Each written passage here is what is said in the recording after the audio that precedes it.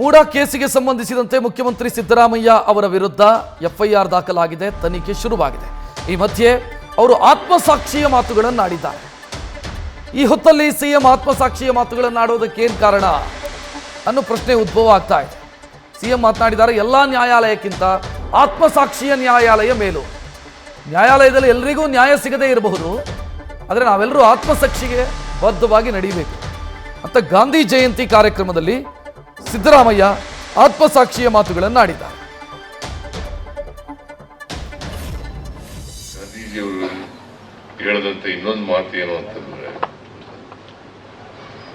ನಮ್ಮ ಎಲ್ಲ ನ್ಯಾಯಾಲಯಗಳ ಮೇಲೆ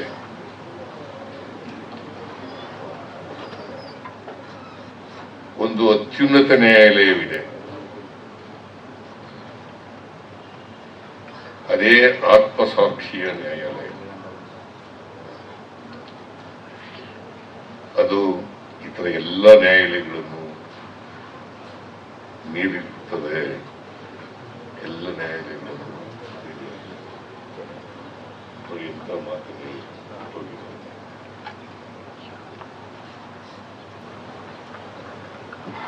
ಒಂದೊಂದ್ಸಾರಿ ನ್ಯಾಯಾಲಯಗಳಲ್ಲಿ ಎಲ್ರಿಗೂ ನ್ಯಾಯ ಸಿಕ್ಕದೇ ಇರಬಹುದು,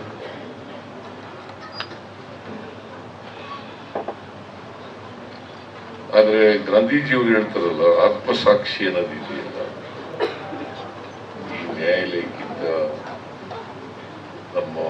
ನಾವು ನೋಡ್ತಕ್ಕಂಥ ನ್ಯಾಯಾಲಯಗಳು ಮೇಲೆ ಇರ್ಲಿಕ್ಕೆ ಸಾಧ್ಯ ಇಲ್ಲ ಅಂತಕ್ಕಂಥ ಮಾತನ್ನ ಬಹಳ ಸ್ಪಷ್ಟ. ಅದಕ್ಕಾಗಿಯೇ ನಾವೆಲ್ಲರೂ ಕೂಡ ಆತ್ಮಸಾಕ್ಷಿಗೆ ಅನುಗುಣವಾಗಿ ನಡ್ಕೊಳ್ತಕ್ಕಂಥ ಪ್ರಯತ್ನವನ್ನು ಮಾಡ್ತೀವಿ.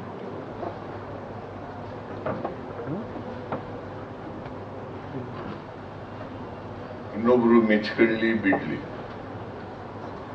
ವಿರೋಧ ಮಾಡಲಿ ಹೋಗಲಿ, ತೆಗಳ್ಲಿ ಬಿಡ್ಲಿ, ಆದ್ರೆ ನಾವು ಮಾಡ್ತಕ್ಕಂಥ ಕೆಲಸ ಆತ್ಮಸಾಕ್ಷಿಗೆ ಅನುಗುಣವಾಗಿ ಮಾಡ್ತಕ್ಕಂಥ ಪ್ರಯತ್ನವನ್ನು ಮಾಡ್ತೀವಿ.